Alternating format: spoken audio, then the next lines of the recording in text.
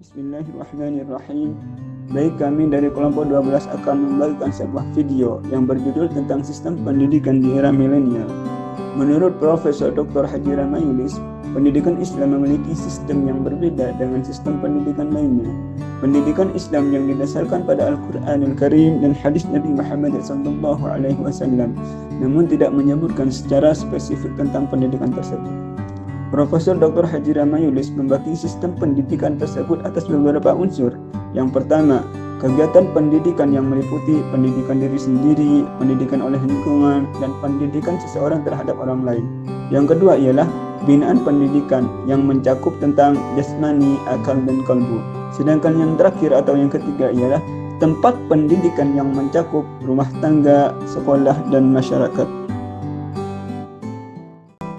Kurikulum pendidikan Islam saat ini masih memberi kesan terpisah di antara masing-masing mata pelajaran. Baik Quran hadis, fikih, akidah, dan sejarah kebudayaan Islam belum ada keterpaduan yang utuh terintegrasi pada tema substantif. Faktor penentu yang paling dominan adalah guru dan prasarana. Model konstruksi kurikulum terletak pada presensi dan kedalaman materi, maka kolaboratif kurikulum madrasah menjadi pilihan inovasi kurikulum PAI. Maka kurikulum PAI ini dapat diterapkan di era milenial dengan pola pembelajaran terpadu dari mata pelajaran PAI. Lembaga Pendidikan Islam. Lembaga Pendidikan Islam merupakan suatu tempat atau wadah berlangsungnya proses pendidikan Islam. Lembaga pendidikan yang pertama itu ada keluarga.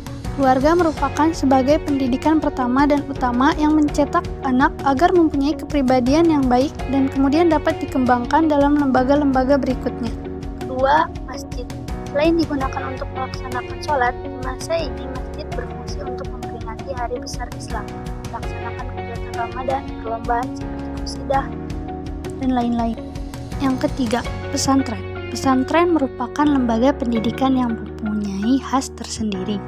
Pada era milenial ini, pesantren tidak hanya mempelajari ilmu agama saja, melainkan mempelajari penguasaan bahasa asing, kewirausahaan, informasi, dan teknologi komunikasi, serta kompetensi-kompetensi kekinian lainnya. Yang keempat ialah madrasah. Di era milenial ini, madrasah sebagai sekolah Islam tidak hanya memiliki tanggung jawab dalam hal pendidikan agama dan moral, tetapi juga teknologi. Dan yang kelima ialah majelis taklim. Majelis taklim adalah lembaga pendidikan non-formal Islam yang memiliki kurikulum sendiri. Biasanya diikuti oleh jamaah yang banyak, yang memiliki tujuan untuk membina masyarakat yang bertakwa kepada Allah Subhanahu wa Ta'ala. Tokoh pendidikan Islam di era milenial. Menurut Absar dan Amit Jaya, bahwa generasi milenial merupakan generasi yang lahirnya berkisar antara tahun 1982 sampai dengan tahun 2002, selisih yang tidak terlalu signifikan. Pada era milenial ini, internet menjadi media favorit. Salah satu situs terkenal yang ada dalam jaringan fitur internet adalah YouTube. YouTube adalah salah satu situs web video sharing atau berbagi video yang hadir dalam dunia maya atau digital internet.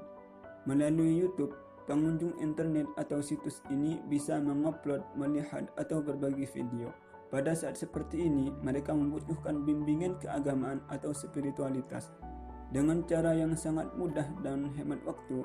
Oleh karena itu, situs YouTube yang sering mereka manfaatkan untuk memperoleh penguatan spiritualitas para dai yang terlibat dalam program-program dakwah Islami di situs YouTube adalah Ustadz Hanan Ataki, Ustadz Abdul Somad, dan Ustadz Adi Hidayat. Mereka adalah tokoh bimbingan keagamaan di kalangan anak muda muslim generasi milenial yang sekarang ini.